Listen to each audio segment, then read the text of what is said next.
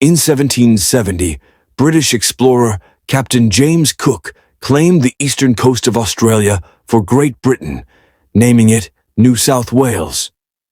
This event marked the beginning of a profound and often tragic transformation for the continent's indigenous peoples.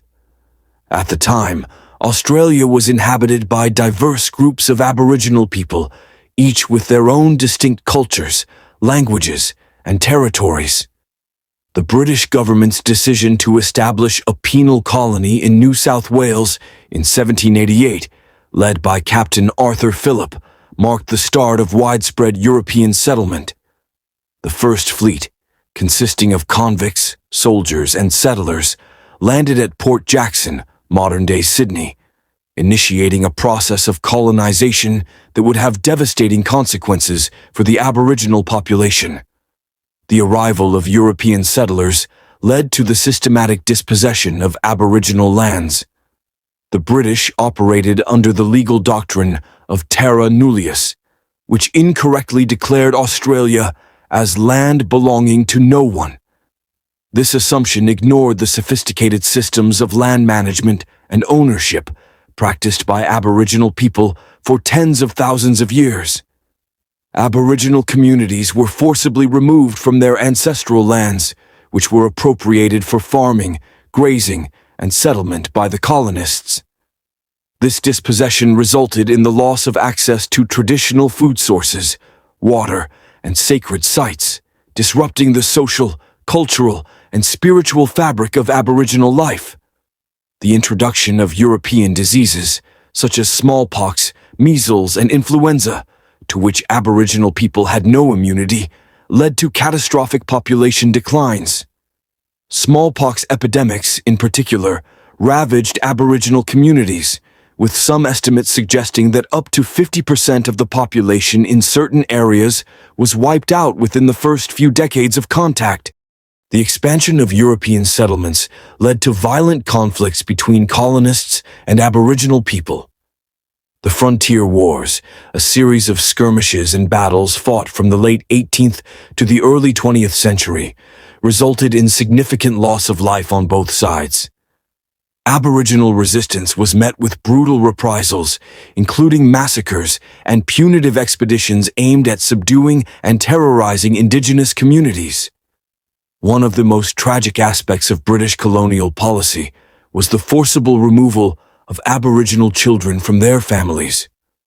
From the late 19th century to the 1970s, government authorities and religious missions carried out policies aimed at assimilating Aboriginal children into white society. These children, known as the stolen generations, were placed in institutions or foster homes and were often subjected to abuse, neglect, and efforts to erase their cultural identity. In the early 20th century, the Australian government implemented a series of protectionist policies that sought to control and assimilate Aboriginal people. Aboriginal reserves were established, often on marginal lands, where Indigenous people were confined and subjected to strict regulations governing their movement, employment, and personal lives. The goal of these policies was to assimilate Aboriginal people into the dominant white culture, often at the cost of their own cultural practices and identities. Aboriginal languages, ceremonies, and customs were suppressed, and many Indigenous people were discouraged or prohibited from practicing their traditional ways of life. Despite the immense challenges they faced, Aboriginal people demonstrated remarkable resilience and resistance to colonial oppression. They maintained their cultural practices, languages, and traditions, often in secret or adapted forms. Aboriginal leaders emerged to advocate for their rights, land, and recognition. In the mid-20th century, the Aboriginal rights movement gained momentum. Activists campaigned for the recognition of land rights, legal equality, and social justice. The 1967 referendum, which resulted in the amendment of the Australian Constitution to include Aboriginal people in the census and allow the federal government to make laws for them, was a significant milestone. The struggle for land rights culminated in the landmark 1992 Mabo decision by the High Court of Australia, which recognized the concept of native title and overturned the legal fiction of terra nullius. This decision paved the way for further legal and political advancements for Aboriginal land rights and self-determination. While there have been significant strides in the recognition of Aboriginal rights, many challenges remain. Aboriginal people continue to experience higher rates of poverty, unemployment, incarceration, and health disparities compared to the non-Indigenous population. Issues such as land rights, cultural preservation, and social justice are ongoing concerns.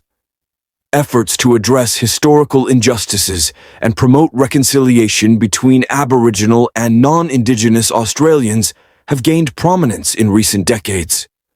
The formal apology delivered by Prime Minister Kevin Rudd in 2008 to the stolen generations was a symbolic step towards acknowledging the harms of past policies.